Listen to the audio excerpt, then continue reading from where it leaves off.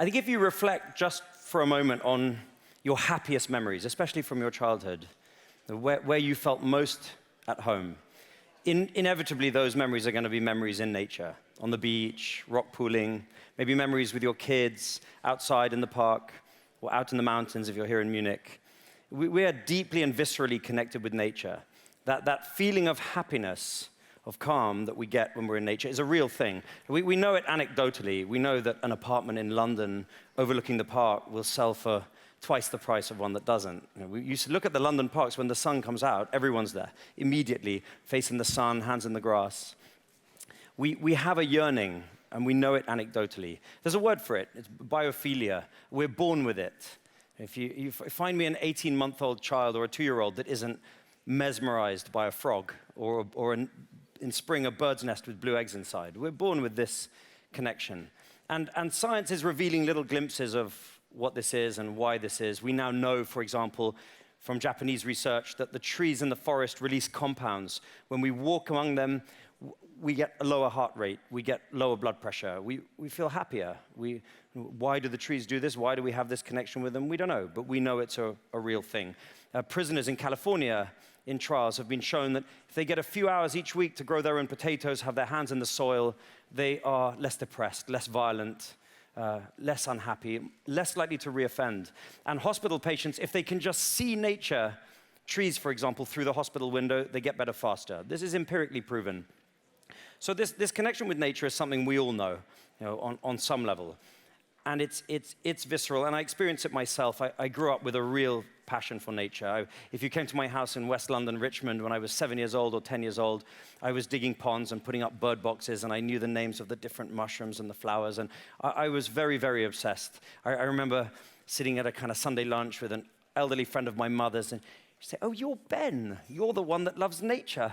And I sort of thought, well, you eat food and you breathe air and we all love nature. But yes, I knew on some level this was more than a hobby. I knew for me this was something bigger. I wouldn't have known necessarily how to articulate it. And I dreamed of having my own piece of land in which I could create a haven for wildlife. I refused to accept the idea that Britain is a place where we're busy growing stuff and producing stuff and we don't have wildlife here. If you want wildlife, go to the airport, fly to East Africa, fly to India, maybe cross the water, come to Germany and look at beavers, as I did yesterday, by the way. I've seen your urban beavers in Munich. I refuse to accept this idea that we can't have wildlife in Britain. And I lost my father young. I was 15, and I inherited some money, and I bought a piece of land. So while I was working in London, I was really raising my children in this piece of very iconic English farmland, that very neat lattice work of green fields you see when you fly into Gatwick. It's so green, but actually it's drained of life, really drained of life. We're bottom 10% in terms of nature depletion in Britain. And I set about restoring nature in the way that was socially acceptable. I was young, I was an outsider. You have the farm manager, you have the neighbors, you have to farm it. I have my cows, I have my sheep, I have my barbed wire, but I create a bit of nature around the edges. And as I raised my kids, we spent all of our time around those edges, looking for birds and picking berries and so on, swimming in the pond. And then we had an absolute disaster, every parent's worst nightmare. In July 2019, I got the phone call you dread, which is that my eldest daughter, Iris, who was as obsessed with nature as I am, had managed to kill herself in an accident on the farm. She had a motorized vehicle accident in the blink of an eye, just like that. And it's difficult to describe the darkness that descends. The darkness that descends in such a moment is like nothing you've ever experienced. And I knew I have to live. I have other children, I have young children, I have family, extended family, I have things to do. I'm young, I was in my 30s. I have to live. How am I going to do that? I don't know how I'm going to do that. And I noticed, even in the days immediately afterwards, I noticed that the moments of light, brief moments when the darkness was penetrated by rays of light, were moments when I was in nature. Just a cup of tea in my hands, outside in the sunshine, the bird song, just a moment, things feel okay for a moment. This is relief. This is solace. Walking in the woods, sitting in the grass, swimming 6, 7, 8 times a day, submerging myself like a ball in the pond, which is on the bend of a river, and then going deep and then popping up, and the rays of sunshine and all the life humming all around, the dragonflies and the butterflies and the birds, on one level indifferent, but on another level benevolent. I felt hugged by nature in that moment and carried. And then I knew that this is really the most important thing, is this connection with nature. It's not a nice to have, it's something that is essential to all of us. And so I threw off the fences, all of them. I got rid of the sheep, I got rid of the cows. I got rid of the infrastructure. I broke the field drains. I put some beavers out. I started to rewild the land. And the magic that occurred during the next few years is really what sustained me. Because nature is magic.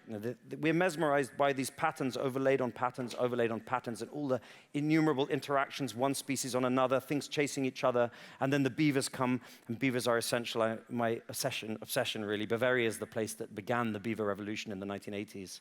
And because beavers transform landscapes, they create these extraordinary Japanese rice terraces, these sunlit wetlands, which are mecca for wildlife.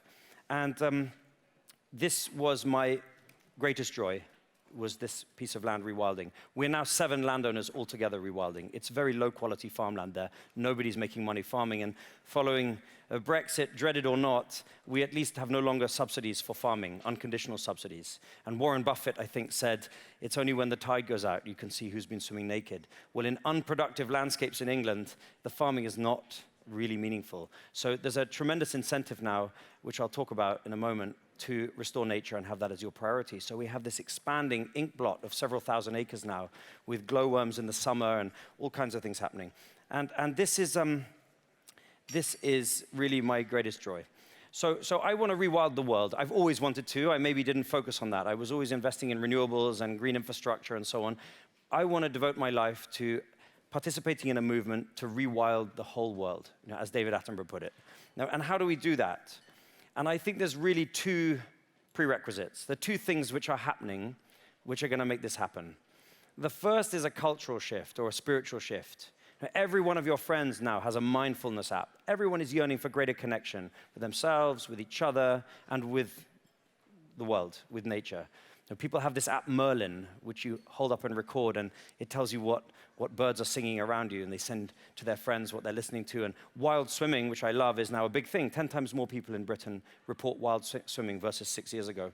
So this kind of cultural or spiritual shift, this yearning for reconnection with nature is very real. I don't know what has triggered it. It may be the lockdowns, the crazy lockdowns of 2019-20. Suddenly people in Delhi can see the Himalayas for the first time in 2 generations. The air is clean. There are wild boar trotting through the deserted streets of Berlin. There are dolphins dancing in the harbors at Trieste, and people found this connection again. We have deer in the center of London now coming to graze in the gardens. And so maybe that was the thing. But this cultural shift is underway. And I refer one more time, if you forgive me, to beavers, because beavers are so antithetical to what we have in Britain in terms of relationship to the land. We're real tidy freaks. Europeans are not so much better, but we're worse. It's all straight lines, tidy, everything manicured. We've tidied nature out of the landscape. When the beavers come along, they don't allow that. They take autonomy over a stretch of the landscape, and they're going to manage it, and there's nothing we can do about it. So we have to let go. And this letting go is a huge psychological shift for British people and for people across Europe and North America.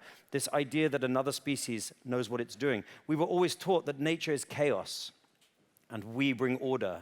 But when you see the flooding that we suffer in every British town, every time it rains, this is because we've over-engineered and over-tidied the landscape. With the return of beavers now, the water is being held in the landscape, and we see that they are bringing order to the chaos that we introduced. It's a complete psychological shift. So I believe this cultural shift is real, and there is a yearning across political divide, across age groups, rural, urban, across the developed world and the developing world. People talk about nature all the time. I've just been in Abu Dhabi for the very jet set, I know, from the Sustainability Week, and it was all about nature. The second is an economic shift. Now, how do we put an economic value on nature? And I really accept the philosophical argument. How do you value that which is beyond valuing? You know, the relationship that I have with nature is like the relationship I have with my family, with my children. Now, how do you value the sound of a nightingale singing in spring at nighttime? You know, it's beyond, I get it, but we have been valuing nature. That's the truth. Forever, we've been valuing it at 0. In our decision-making. And yet we know that the value is more than 0. Nature does stuff for us which is worth money. In fact, everything we have, everything we do, everything we love is dependent upon nature. I don't know if you see these reports from the World Bank. The World Bank says 50% of global GDP is dependent upon nature. I don't know where they came up with 50%. It's 100%, of course, by definition. So how do we reflect that value? Well, what is understood now increasingly, for example, is the cheapest and most effective way to protect communities and assets from flooding is to rewild landscapes. Wild landscapes are like sponge. They sequester rainfall and they release it slowly throughout the year. As soon as you remove the nature, you get flash flooding, you get landslides. Look at the disaster in Sumatra just 6 weeks ago. A lot of people dead, villages buried under mud. It's linked directly to deforestation. And all these people suffering from flooding every year in Great Britain, if you look at the hills that surround the worst affected areas, they've been stripped of nature. These are billiard tables with contours, full of sheep, subsidized by the state, but no longer. And so natural flood management is a perfect example of a way in which we can mobilize private finance and public finance to restore nature in order to deliver these rewilding outcomes. Similarly, pollution. If you consider Florida with their red tides and the algal blooms and the dead manatees washing up on the beach and tourists arriving and being told at the hotel, sorry, no swimming this week, we have poison in the sea. It's all coming from agricultural runoff. So the restoration of these great wetlands in the north of Florida are delivering pollution of mitigation, and that's worth money. The state is paying for that, private industry is paying for that. And so there are businesses like Ecosystem Investment Partners, $3.5 billion under management, restoring these massive wetlands and producing 12, 14% returns for their investors. So natural flood management, pollution mitigation, carbon. Big companies want to sequester their carbon. Microsoft has pledged to sequester all of the carbon they've ever emitted since the company was founded in the 1970s. Well, the way to sequester carbon, the most practical way is to restore natural landscapes and seascapes. These ecosystems, like seagrasses, sequester carbon very rapidly, and we can measure now very precisely exactly how much. And there's a multi-billion-dollar global market now in nature-based carbon, and biodiversity credits, and nature tourism. And there's a whole stack of different revenues now, including publicly funded ones, which mean that nature is becoming an asset class. It's at the early stage. It's like solar in 2006 or 2008. My late uncle, God bless him, put solar panels on his roof in 2004, and they didn't work, and he was ripped off by cowboys, and there was no grid connection, and the battery was leaking, and everyone laughed and said, a rich man's folly with the solar on the roof. Well, solar is now the most mainstream of asset classes, the cheapest source of power we've ever experienced in the world. Well, nature as an asset class is emerging and heading in that direction, because this is the key to all resilience, is to restore landscapes at scale. And for people like me and all of us who want to see nature restored at scale, this is the way we do it, because philanthropy is very useful for unlocking change, for creating legislative change, for creating behavior change. But philanthropy cannot do the heavy lifting. We can't restore nature on a truly vast scale just from philanthropy. And governments are all bankrupt. And so how are they going to pay for it? They can do a bit, but we need private finance. London alone manages 10 trillion of assets. So we need to mobilize 0.5% of that, and we do the job. And all they want is an infrastructure-like return, in the same way that they got infrastructure-like returns from building bridges or student accommodation or public-private partnership hospitals. Well, forests and wetlands need to be exactly the same thing. And because this is a technology conference, the technology around this is truly mind-blowing. I've just been with Jane Lawton from the Earth Species Project, who is using acoustic technology and AI to understand and interpret the language of animals. Now, what are the great whales saying to each other? Imagine the consciousness of a bowhead whale. They found a bowhead whale in British Columbia dead on the beach, and they found a stone harpoon embedded in its vertebra. This means the whale is at least 220 years old.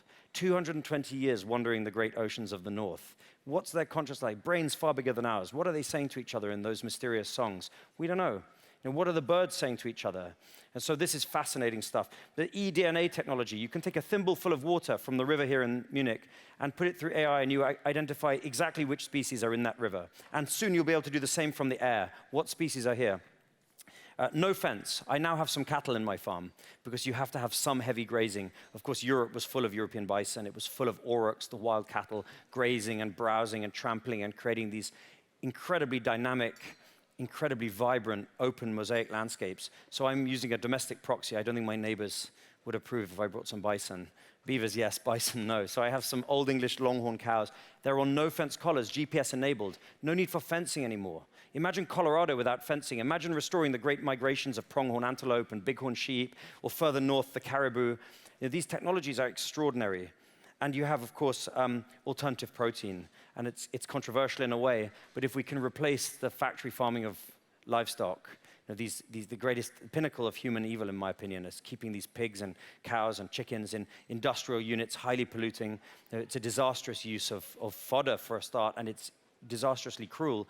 Well, if we can produce things in the same way that we produce insulin using precision fermentation or some such, it's a game changer. It frees up enormous amounts of land. So there's a huge amount of nature tech and agri-tech emerging, which is going to enable this great infrastructure, wave of infrastructure investment, if you like.